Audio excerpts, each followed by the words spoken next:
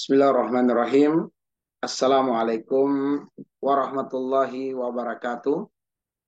Alhamdulillahirabbil alamin. Wassalatu wassalamu ala asyrafil anbiya'i wal mursalin wa ala alihi wa sahabatihi ajmain. Amma ba'du. Allahumma anfa'na bima 'allamtana wa 'allimna ma yanfa'una wa zidna ilman. Walhamdulillah ala kulli hal wa na'udzubillah min hali ahlin nar. Teman-teman sekalian, hari ini kita akan melakukan pertemuan perkuliahan yang keenam dari mata kuliah Akhlak Tasawuf. Materi yang akan disajikan adalah melepaskan mental block untuk meraih kesuksesan. Meskipun pertemuan ini disajikan dalam bentuk rekaman video, tapi mudah-mudahan insya Allah tidak menghilangkan keberkahan untuk bisa kita tuai dari pertemuan ini. Dan mudah-mudahan teman-teman sekalian bisa mendapatkan manfaat atau pelajaran dari materi ini. Teman-teman sekalian, sebagai mukadimah ingin saya tegaskan sekali lagi adalah bahwa al-muslim la yaghli. Orang muslim tidak boleh berdusta. Artinya teman-teman sekalian, ikutilah materi ini, dengarkanlah materi ini dari awal sampai dengan akhir, barulah Anda diperkenankan untuk mengisi presensi kehadiran Anda untuk pertemuan yang keenam. Baik, akan saya tampilkan materi yang akan kita dalami atau pelajari pada hari ini.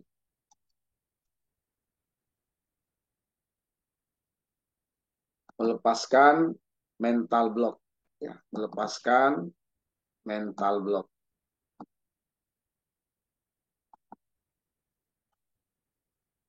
Kita perlu melepaskan mental block untuk meraih kesuksesan. Ya, meraih kesuksesan. Tentu kesuksesan yang tidak hanya sebatas di dunia, tapi juga kesuksesan di akhirat. Itulah yang menjadi cita kita. Harapan kita dari materi ini.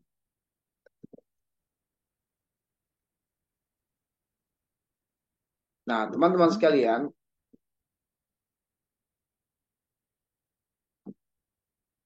apa yang dimaksud dengan mental block? Apa yang dimaksud dengan mental block? Mental block itu adalah kondisi jiwa yang sedang diselimuti oleh kegelapan masalah. Dan karena kegelapan masalah itulah jiwa orang tersebut menjadi ketakutan dan kesedihan yang berkepanjangan. Yang berarti pula tercabutlah atau hilanglah kebahagiaan dalam dirinya. Itulah definisi arti dari mental block. Dalam bahasa Arab, seseorang yang bermental block itu disebut dengan mutasyaimun. Orang yang pesimis dan orang yang berputus asa. Kenapa pesimis dalam hidup? Kenapa berputus asa? Karena selalu diikuti atau dibayang-bayangi dengan ketakutan. Dibayang-bayangi dengan kesedihan. Yang seolah tak berujung pada solusi. Yang pada akhirnya dia merasa bahwa dia tidak akan pernah bisa keluar dari masalahnya. Dia tidak akan pernah bisa keluar dari lembah kegelapan yang dia terjatuh ke dalamnya. Akhirnya dia menjadi orang yang pesimis dalam hidup dan berputus asa tentunya. Mental block atau istilah lainnya adalah at-tasya'um atau dalam bahasa kita adalah pesimis dan putus asa, merupakan salah satu dari gangguan setan. Merupakan salah satu dari gangguan setan. Allah berfirman, innama dzalikumus syaitanu yukhawifu awliya'ahu. Innama dzalikumus syaitan. Sungguh hanyalah setan-setan itu menakut-nakuti awliya'ahu. Siapa saja yang menjadi kawan-kawannya, teman-temannya. Siapa saja yang dikuasai oleh setan, maka setan akan menakut-nakutinya. Setan akan membayang-bayangkan kepadanya hal-hal yang jauh dari ketenangan, kedamaian, dan kebahagiaan hakiki di hati. Di antara bayangan-bayangan ketakutan yang dibisikkan oleh setan atau diikutkan oleh setan padanya, Allah katakan, asyaitanu ya'idukumul faqra wa ya'murukum bil fahsya. Setan menakut-nakuti dengan kefakiran dan menyuruh kalian berbuat perbuatan-perbuatan keji dan perbuatan-perbuatan kemungkaran. Ketika setan menakut-nakuti dengan kefakiran agar supaya orang tersebut melakukan perbuatan-perbuatan menghalalkan segala cara demi menghilangkan kefakiran hidupnya. Akhirnya dia mencuri, dia menipu, begal, pejabat menjadi koruptor, melakukan perbuatan sogok menyogok, melakukan perbuatan riswa, perbuatan riba, judi, goror, dan berbagai perbuatan-perbuatan keburukan lainnya akan dilakukan oleh manusia yang dikuasai oleh setan dan dibayang-bayangi oleh setan kefakiran dalam hidup. Di dalam Al-Quran, teman-teman sekalian, 3 model manusia dan 3 model ini telah mungkin teman-teman dengarkan dari apa yang saya sampaikan di beberapa pertemuan. 3 model manusia itu dalam rujukannya di surat Al-Baqarah ayat 1 sampai 20 ada 3 model.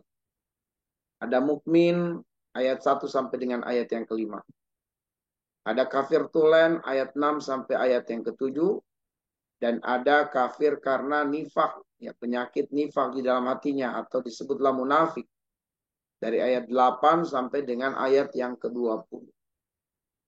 Itulah pengelompokan manusia di dalam surat Al-Baqarah ayat 1 sampai dengan ayat yang ke-20.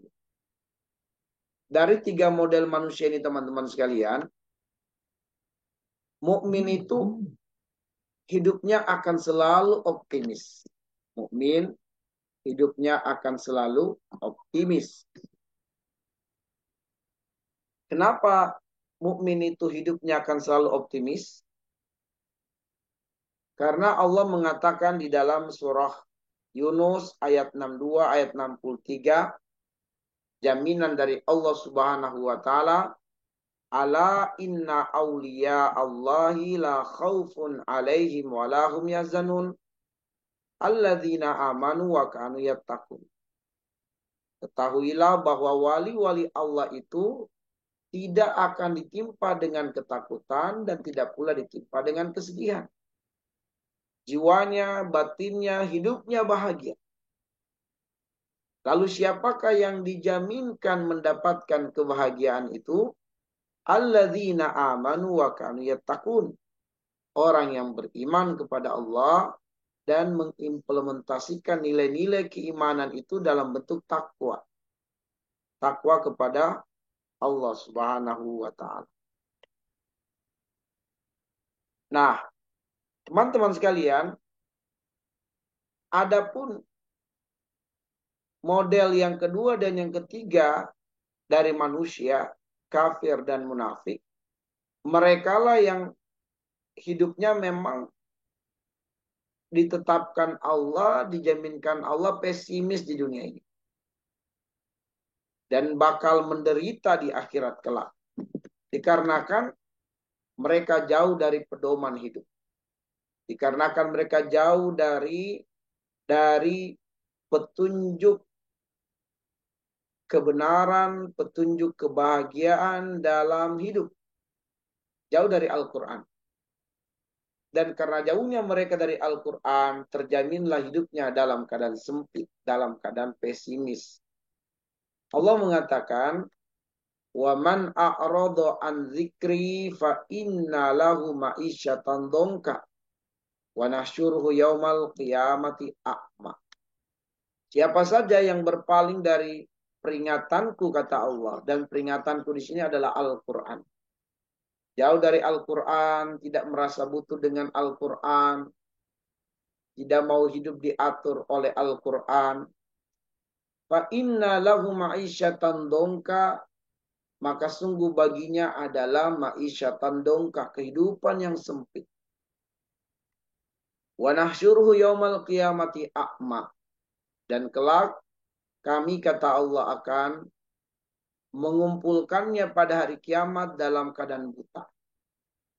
Di dunia dijamin hidupnya sempit, di akhirat lebih sempit lagi sebab dibangkitkan dan digiring ke mahsyar dalam keadaan buta. Sementara huru hara mahsyar adalah huru hara yang begitu dahsyat. Ya, begitu mengguncangkan setiap jiwa. Nah, teman-teman sekalian, kalau tadi kita memperhatikan bagaimana pemetaan 3 model manusia, lalu kemudian dalam kaitannya dengan materi yang kita bahas, bahwa mukmin itu jiwanya adalah optimis, sedangkan kafir, munafik jiwanya adalah pesimis. Ini berarti bahwa secara fitrah mukmin itu terbebas dari mental block.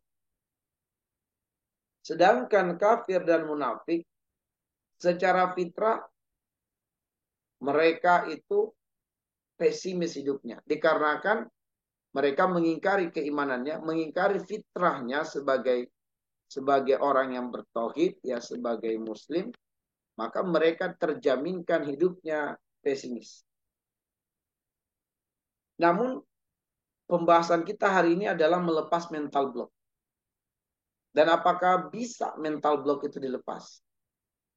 Berarti kita persempit teman-teman sekalian, bahwa melepas mental block ini adalah karena korbannya atau yang tertimpa mental block adalah orang-orang yang beriman. Yaitu saudara muslim kita yang ditimpa dengan mental block. Karena kurangnya ilmu, kurangnya kedekatan kepada Allah, kurangnya berinteraksi dengan Al-Quran, dan kurangnya bergaul dengan orang-orang yang soleh. Maka terkenalah atau terdampaklah di dalam dirinya mental block. Tapi apakah mental block bisa dilepaskan? Bisa. Karena fitrahnya dia adalah optimis. Fitrahnya dia adalah bahagia. Fitrahnya dia itu tidak melekat padanya, tidak menempel padanya mental block. Sebab mental block ini hanya menempel pada orang-orang kafir. Jadi mental block pada orang-orang mukmin itu ibarat lalat yang hanya hinggap pada bagian tertentu di tubuh yang bisa ditepis dan hilang lalu pergi. Menjauh. Nah, itu yang kita lakukan. Bagaimana kemudian agar mental block ini bisa lepas dari jiwa, dari pribadi-pribadi seorang muslim atau muslimah. Jika mental block lepas, maka bahagialah seorang muslim di dunia dan di akhirat insya Allah. Baik, teman-teman sekalian, bagaimana tips melepaskan mental block? Nah, tips melepaskan mental block adalah melalui tadabbur Quran surat Al-Mudatsir. Ayat 1 sampai dengan ayat yang ke-7. Ingat, Al-Quran adalah akhlak Rasulullah Sallallahu Alaihi Wasallam. Sehingga dengan mentadaburi ayat-ayat Allah lalu mengimplementasikan ayat-ayat Allah dalam kehidupan, berarti kita telah berakhlak, berarti kita telah meneladani baginda Rasul Sallallahu Alaihi Wasallam. Melalui kajian dan tadabbur surat Al-Mudatsir ayat 1 sampai dengan ayat yang ke-7, kita akan temukan tips melepaskan mental block. Dan melepaskan mental block adalah berdasarkan penggalan-penggalan pada ayat-ayat yang mulia ini.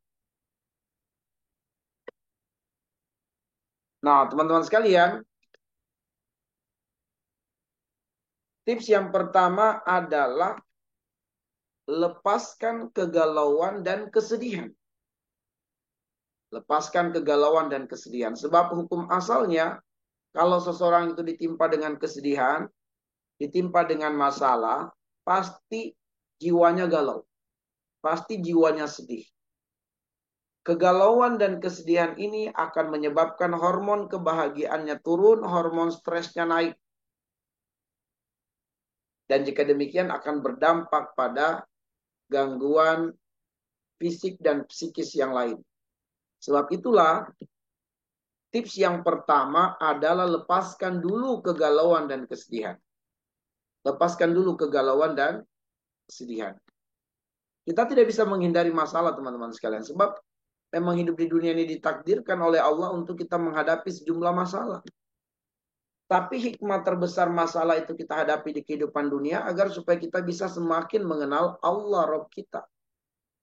Agar supaya kita sadar betapa kita memang butuh Allah. Gitu. Nah, jadi masalah tidak mungkin dapat kita hindari di kehidupan dunia. Tapi kita bisa memanage masalah itu menjadi potensi kebaikan. Kita bisa memanage masalah menjadi sebuah kekuatan. Nah, caranya, kalau kita ditimpa masalah yang membuat kita semakin galau dan larut dalam kesedihan, maka itu berarti cikal bakal kita akan tertimpa mental block. Maka segera lepaskan kegalauan itu dan kesedihan. Caranya bagaimana teman-teman sekalian? Caranya adalah pada ayat yang pertama surat Al-Mudatsir Allah berfirman, Ya ayyuhal mudatsir, kum fa'anzir. Ya. Perhatikan ayat yang pertama. Hai orang-orang yang berkemul, hai orang-orang yang berselimut. Nah di sini coba kita ambil pemaknaan berkemul, berselimut dalam kajian tadabbur dikaitkan dengan materi kita adalah orang-orang yang sedang diselimuti oleh kegelapan. Diselimuti, ditutupi oleh kegelapan masalah. Maka kita katakan kepada mereka berdasarkan petunjuk Al-Quran ini, wahai orang-orang yang sedang diselimuti oleh kegelapan masalah, ayo lepaskan dan buang selimut kegelapan itu. Buang. Bagaimana cara membuangnya? Takarrublah kepada Allah Subhanahu wa taala. Dekatkan dirimu kepada Allah. Segera kamu jangan larut dalam kesedihan, tapi ambillah wudhu, laksanakan sholat sunnah 2 rakaat, atau baca Quran, atau istighfar, atau lakukan upaya-upaya untuk semakin membuat Anda pada saat itu dekat dengan Allah, bukan larut dalam kesedihan. Mengurung diri di kamar, lalu kemudian merobohkan badan di tempat tidur, menutupi seluruh tubuh dengan selimut, seolah dengan setelah 1 jam, 2 jam melakukan hal yang demikian masalahnya selesai. Tidak selesai masalah. Masalah selesai dengan takarrub kepada Allah Subhanahu wa taala. Maka Allah mengatakan, alladzina amanu wa tatmainnu qulubuhum bidzikrillah, ala bidzikrillah tatmainnul qulub. Ar-Ra'd ayat 28. Orang-orang yang beriman, wa tatmainnu qulubuhum bidzikrillah. Hatinya, jiwanya menjadi tenang karena ingat Allah Subhanahu wa taala. Ala bizikrillah tatmainnul qulub. Ingatlah dengan hanya dekat kepada Allah, hati menjadi tenang. Hati menjadi tenang. Ya, hanya dengan dekat kepada Allah, hati akan menjadi tenang. Nah, makanya kegalauan, kesedihan harus dilepaskan dengan kita mendekatkan diri kepada Allah. Baik dalam bentuk perintah wajib dilaksanakan, atau dalam bentuk perintah sunnah diperbanyak. Atau dalam bentuk makruh dihindari dan haram ditinggalkan. Itulah bentuk takarrub kepada Allah Subhanahu wa taala. Kemudian teman-teman sekalian, setelah kita melepaskan kegalauan dan kesedihan, tahapan berikutnya, ayo bangkit, bergerak, dan suarakan kebaikan. Suarakan kebaikan. Allah mengatakan, kum, fa'anzir, bangkit, fa'anzir, dan berilah peringatan. Berilah peringatan. Jadi teman-teman sekalian, kita harus bergerak. Bergerak dan bersegera melakukan hal-hal yang positif. Kenapa? Inna fil haroka barokah. Sungguh di balik pergerakan ada keberkahan. Segera bangkit, bergerak, rapikan tempat tidur, menyapu, bergerak. Sebab jika kita kemudian mengikuti kegalauan dan kesedihan, maka energi akan terkuras. Kita bakal menjadi lemah dan akan terus dalam keadaan demikian tanpa terjadi keajaiban.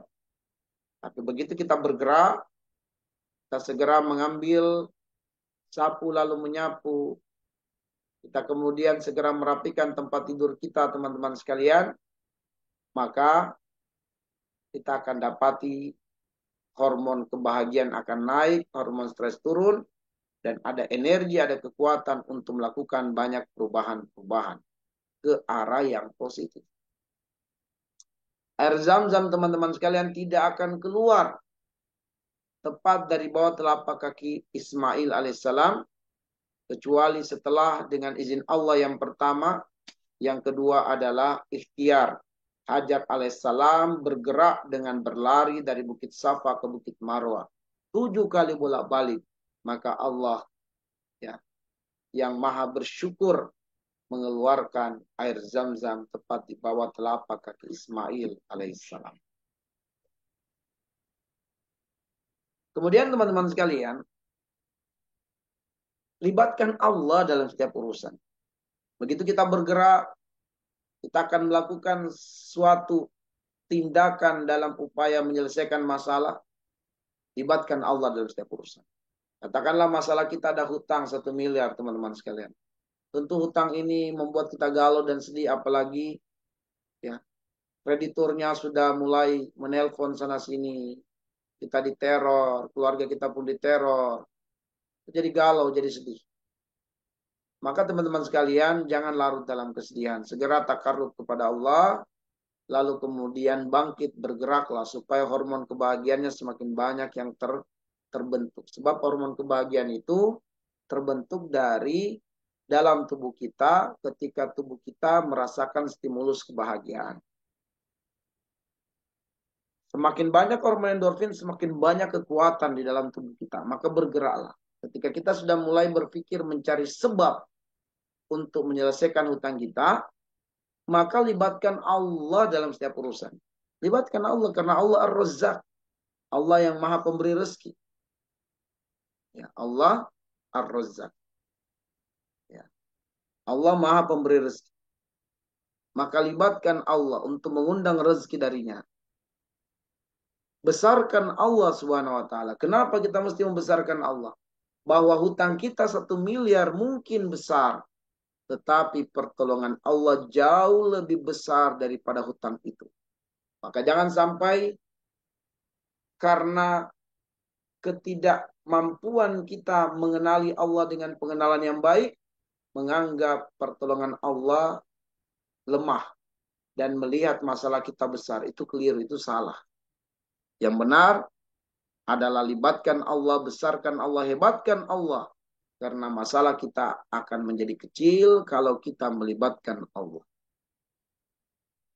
Tidak ada masalah yang besar teman-teman sekalian, karena Allah maha besar. Mustahil bagi manusia, karena kemampuan manusia memang terbatas. Tapi tidak ada mustahilnya bagi Allah, karena kemampuan Allah memang tidak terbatas. Lautan terbelah dan menjadi jalan, karena Musa alaihissalam melibatkan Allah. Kemudian teman-teman sekalian, kalau kita melibatkan Allah Subhanahu wa taala berarti bersihkan pakaian lahiriah dan batiniah kita. Bersihkan pakaian lahiriah dan batiniah. Sebagaimana firman Allah, wasiyabaka fatahhir, dan pakaianmu bersihkanlah. Membersihkan pakaian lahiriah adalah dengan membaguskan hubungan atau membaguskan muamalah kepada manusia. Sedangkan pakaian batiniah adalah dengan membaguskan hubungan dengan Allah Subhanahu wa taala. Maka bersihkan pakaian lahiriah dan juga batiniah, baguskan hubungan dengan manusia dan baguskan hubungan dengan Allah Subhanahu wa taala.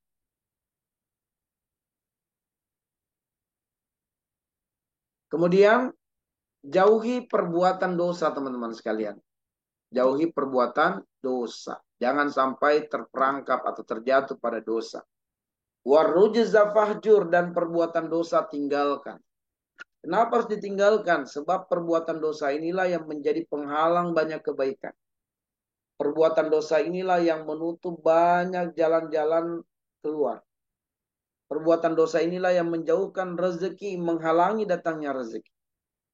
Ya. Dan penyebab utama datang dan langgengnya musibah adalah karena dosa dan juga kezaliman.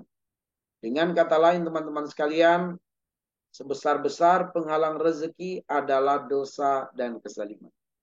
Warujza fajur, maka jauhilah perbuatan dosa, tinggalkan perbuatan dosa, tinggalkan berbohong, tinggalkan kecurangan dalam UTS dan UAS, tinggalkan pacaran ya pakai cara setan, tinggalkan zina, tinggalkan bergandengan tangan dengan lawan jenis yang bukan mahram, bukan suami atau bukan istri. Tinggalkan teman-teman sekalian. Tinggalkan berdua-duaan di tempat-tempat yang sepi, berpelukan apalagi sampai berciuman, na'udzubillah, summa na'udzubillah. Tinggalkan semua itu. Tinggalkan perjudian, tinggalkan menonton film-film porno, tinggalkan teman-teman sekalian. Kita terus berdoa kepada Allah, semoga Allah sucikan hati kita, Allah bersihkan hati kita dan juga pikiran kita. Dan atas perbuatan dosa yang sudah kita lakukan, kita memohon kepada Allah, semoga Allah mengampuni dosa kita, kesalahan kita, kehilafan kita, dan kealpaan kita. Dan semoga Allah tidak menghukum kita karena dosa yang telah kita perbuat. Baik, kita lanjutkan teman-teman sekalian. Ya. Luaskan kebaikan dan manfaat. Jadilah hidup berdaya guna bagi orang lain. Allah mengatakan wala tamnun tastaksir, dan janganlah kamu memberi dengan maksud memperoleh balasan yang lebih banyak. Orientasi kita menolong itu adalah murni kita menolong orang lain untuk memberikan kebaikan kepada orang lain, bukan menolong orang lain dengan kepentingan mendapatkan balasan yang lebih besar dari apa yang kita berikan. Tidak. Ya, jadi tendensi kita menolong orang lain adalah karena Allah Subhanahu wa taala. Tolong orang lain, bantu orang lain, mudahkan urusannya. Ya, kalau kemudian kita sudah pelajari doa Nabiullah Ibrahim, Asy-Syu'ara ayat 84, wa ja'al li lisana sidqin fil akhirin. Jadikan aku buah bibir kebaikan bagi orang yang datang di kemudian hari. Jadikan aku buah bibir kebaikan bagi umat lain di kemudian hari. Kita berdoa, memohon kepada Allah untuk menjadi buah bibir kebaikan bagi orang lain. Artinya hidup kita harus berdaya guna, hidup kita harus bermanfaat. Hidup kita mendatangkan kebaikan dan juga keberkahan. Nah, teman-teman sekalian, hakikat kebahagiaan itu di dalam surat Al-Baqarah 274 adalah dengan banyak memberi.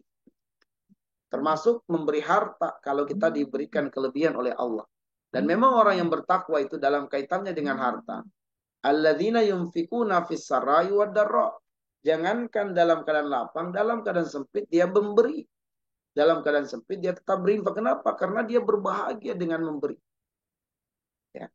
Dan karena memberi itu sudah menjadi mental gaya hidupnya gitu. dan menjadi gaya hidup. Oke, baik, kita lanjutkan teman-teman sekalian ya. Kemudian, hiduplah untuk mengharap ridho Allah. Hiduplah untuk mengharap ridho Allah. Wali rabbika fasbir. Dan untuk memenuhi perintah Tuhanmu, maka bersabarlah. Wali rabbika fasbir. Dan untuk memenuhi perintah Tuhanmu, maka bersabarlah. Artinya kalau perbuatan kita karena Allah, murni karena Allah, kita mengharapkan ridho Allah, mengundang rezeki dari Allah, bersabar dalam menjalani hidup. Terima ketentuan Allah Subhanahu wa taala meskipun belum menyenangkan. Dengan mengucapkan innalillahi wa inna ilaihi rajiun. Teman-teman sekalian, musibah itu terjadi atas izin Allah. Musibah terjadi atas izin Allah. Itu disebutkan di dalam surat At-Taghabun ayat 11. Ma asaba min musibah illa biiznillah. Tidak terjadi musibah apapun bentuknya, apapun wujudnya, besar atau kecil, kecuali maunya Allah, bukan mau kita. Karena maunya Allah, ya terimalah musibah itu sebagai takdir Allah Subhanahu wa taala. Perbuatan Allah atas musibah seorang hamba berdasarkan ilmu dan hikmahnya. Allah mengatakan innallaha kana aliman hakima. Perbuatan Allah itu berdasarkan ilmu, berdasarkan hikmah. Karena perbuatan Allah berdasarkan ilmu dan hikmah, maka Allah tidak mungkin berbuat zalim. Gak mungkin. Gak bakal Allah zalim kepada kita. Dan karena itulah Allah tidak digugat dengan apapun perbuatannya. Dalam surat Al-Anbiya ayat 23, la yus'alu amma yaf'al wa hum yus'alun. Allah tidak digugat, Allah tidak dipertanyakan tentang apapun perbuatan Allah. Kemudian teman-teman sekalian, kadar musibah sudah ditakar oleh Allah yang maha adil. Musibah apapun yang menimpa kita, meskipun itu terjadi atas izinnya Allah, maunya Allah, berdasarkan ilmunya Allah, hikmahnya Allah, tapi musibah apapun yang menimpa diri kita atau ditakdirkan Allah menimpa diri kita, yakinilah musibah itu mampu kita lalui. Bisa kita hadapi karena yang mentakdirkannya adalah Allah dan Allah telah menakar musibah tersebut. Di dalam surat Al-Qamar ayat 49, inna kulla syai'in khalaqnahu biqadar. Semuanya ditakar Allah dengan takaran yang sempurna. Berapa lama kita tertimpa dengan musibah, bagaimana cara kita melepaskan musibah itu, Allah sudah menakar. Kemudian teman-teman sekalian, musibah adalah ujian keimanan. Musibah adalah ujian keimanan. Ya, musibah adalah ujian keimanan. Ya, musibah adalah ujian keimanan. Allah mengatakan dalam Al-Ankabut ayat kedua, ahasiban nas ayutraku ayyaqulu amanna wa hum la yuftanun. Apakah manusia dibiarkan mengatakan saya beriman sedangkan dia tidak diuji? Diuji Allah pasti. Musibah dapat meningkatkan derajat, musibah penguat kesabaran, dan musibah pemberat timbangan amal. Makanya teman-teman sekalian, kenapa kita harus bersabar menghadapi beragam persoalan hidup kita, karena kita memiliki Allah Subhanahu wa taala. Dan Allah lah yang menghendaki musibah itu terjadi.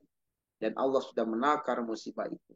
Dan musibah ternyata memiliki segudang hikmah di baliknya. Baik, teman-teman sekalian, renungan atau gambaran mental block dalam Al-Quran. Di dalam surat Asy-Syu'ara ayat yang ke-61, Allah menyebutkan, falamma taro al-jam'ani qala ashabu Musa innala mudrakun. Ini adalah gambaran teman-teman sekalian, ya, dua pasukan telah saling melihat kata Allah. Pasukannya Musa alaihissalam Bani Israel. Yang sejak tengah malam, jam 1-an malam, meninggalkan negeri Mesir menuju ke negeri Palestina. Tetapi kemudian dalam perjalanannya mereka menemukan sebuah tantangan, sebuah masalah berupa Laut Merah yang luas dan dalam. Tidak ada kendaraan untuk bisa menyeberangi lautan. Dan tidak pula ada kekuatan secara fisik untuk membelah lautan dengan berenang. Apatah lagi di tengah-tengah mereka banyak wanita dan juga anak-anak. Ada sebuah mimpi, yaitu negeri Palestina, yang menjadi cita-cita dan tujuan, tetapi ada tantangan Laut Merah yang luas dan dalam. Diperparah dengan adanya ancaman dari arah belakang, yaitu Fir'aun di sebuah hari ketika mengetahui bahwa Bani Israel telah meninggalkan negeri Mesir sejak tengah malam, maka dikerahkan pasukan untuk mengejar dengan kendaraan tercepat pada masa itu dengan kuda-kuda hebat, kuda-kuda pilihan, maka dapat tersusul dalam arti pasukan Fir'aun bisa melihat Bani Israel dari arah belakang, tapi belum benar-benar dekat, tapi sudah kelihatan. Dan Bani Israel pun sudah melihat Fir'aun dari arah belakang. Sehingga menggambarkan kondisi internal Bani Israel yang sangat rapuh, sangat lemah, sangat takut, buntu sudah. Gambaran kebuntuannya itu adalah seperti ini. Ini gambaran kebuntuannya. Ya. Mereka dengan masalah yang diperhadapkan itu, dari arah belakang ada ancaman, Fir'aun dan bala tentara, ada Laut Merah luas dan dalam. Mereka tidak punya senjata untuk melawan Fir'aun. Jadi gambarannya itu mereka terjatuh pada sebuah lembah. Ya, gambarannya seperti mereka terjatuh pada sebuah lembah yang dalam dan gelap, bukan hanya dalam tapi juga gelap. Ya, karena banyak masalah. Laut Merah luas dan dalam, tidak ada kapal, tidak ada perahu untuk menyeberanginya. Berenang juga tidak bisa mereka. Kemudian ada ancaman dengan senjata lengkap, siap membunuh mereka atau memulangkan mereka menjadi budak-budak yang dihinakan. Ini gambarannya. Dan mereka di dalam pikirannya teman-teman sekalian, kemana kita harus lari? Mau kemana lagi? Siapa yang bisa menolong kita saat ini? Buntu. Kebuntuan inilah akhirnya tergambarkan di dalam ayat ini, innala mudrakun. Ini gambaran kondisi internal yang sangat rapuh. Kondisi yang sangat lemah, rapuh dan pupus harapan. Dengan penuh keputusasaan mereka berkata, sesungguhnya benar-benar kita akan tersusul. Sesungguhnya benar-benar kita akan tersusul. Nah, teman-teman sekalian, Musa juga sebenarnya berada pada kondisi yang sama Bani Israel. Juga seperti terjatuh pada sebuah lembah kegelapan. Tapi bedanya Musa tetap tenang dan mereka pengikutnya atau kebanyakan dari kalangan Bani Israel galau, sedih, buntu, gak ada jalan keluar. Kenapa gak ada jalan keluar menurut mereka? Karena mereka menggantungkan kekuatan, kemenangan pada materi. Karena tidak ada senjata, karena tidak ada kapal, tidak ada perahu, tidak ada sesuatu yang menjadi sarana untuk mereka bisa lolos dari Firaun, maka mereka mengatakan buntu, matilah kita, binasalah kita. Tapi Musa dalam kondisi yang sama dengan mereka, dalam kondisi yang mencekam, Musa tetap tenang. Kenapa tetap tenang? Sebab Musa tidak menggantungkan kekuatan pada materi, dia menggantungkan kekuatan pada Allah. Dia menggantungkan kekuatan kepada Allah. Siapa yang bisa menolongnya? Allah. Maka Musa dengan tenang, dengan mantap mengatakan, Kalla innama ya Rabbi sayahdini. Ya, Nabi Musa alaihissalam menguatkan keyakinan kepada Allah dan tidak putus asa dengan rahmatnya. Sekali-kali kita tidak akan tersusul. Sesungguhnya Tuhanku besertaku, kelak dia akan memberi petunjuk kepadaku. Musa juga belum tahu apa yang mesti akan dilakukannya. Dia nggak tahu. Dia nggak kepikiran apapun yang bisa dia kerjakan pada saat itu. Nggak ada kepikirannya. Dia cuma menunggu saja dari Allah Subhanahu Wa Taala petunjuk. Tapi dia berhusnuzon kepada Allah. Berbaik sangka kepada Allah bahwa Allah tidak akan meninggalkannya. Allah pasti menolongnya karena Allah tidak buta. Walau dalam kondisi yang sangat genting dan Musa pun belum tahu apa yang mesti dilakukannya, dia tetap berbesar jiwa dan tetap membaguskan sangka baiknya kepada Allah Subhanahu wa taala. Alhasil teman-teman sekalian, turunlah wahyu dari Allah Subhanahu wa taala, perintah dari Allah kepada Musa. Auhayna ila Musa anidri bi asaqal bahar fanfalaqa fakana kullu firqin kattaudil azim. Allah perintahkan Musa untuk memukulkan tongkatnya ke laut. Dan begitu Musa memukulkan tongkatnya ke laut, terbelahlah lautan menjadi 12 bukit, 12 lorong. Ya, dan setiap lorong bagaikan bukit yang tinggi. Ya, 12 lorong. Kenapa 12 lorong? Karena Bani Israel ada 12 suku. Nah, teman-teman sekalian, Allah membenarkan persangkaan baik Musa kepadanya bahwa dia selalu bersamanya dan tidak meninggalkan hambanya kapanpun dan dimanapun. Allah memerintahkan Musa alaihissalam memukulkan tongkat di tangannya itu ke permukaan laut.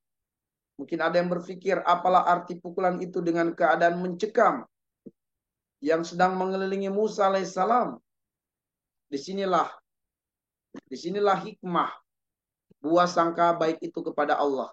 Sesuatu yang mungkin kecil dalam pandangan manusia, ternyata itulah kunci yang membuka pintu pertolongan Allah yang sebenarnya dekat dan sangat dekat. Singkatnya, Allah yang maha kuasa dengan pukulan tongkat itu menjadikan laut merah yang luas dan dalam terbelah menjadi beberapa bagian yang besar. Dan menjadi lorong bagi Musa dan pengikutnya untuk selamat dari segala ancaman ketakutan, kekhawatiran, menuju negeri yang diimpikan atau yang dicita-citakan.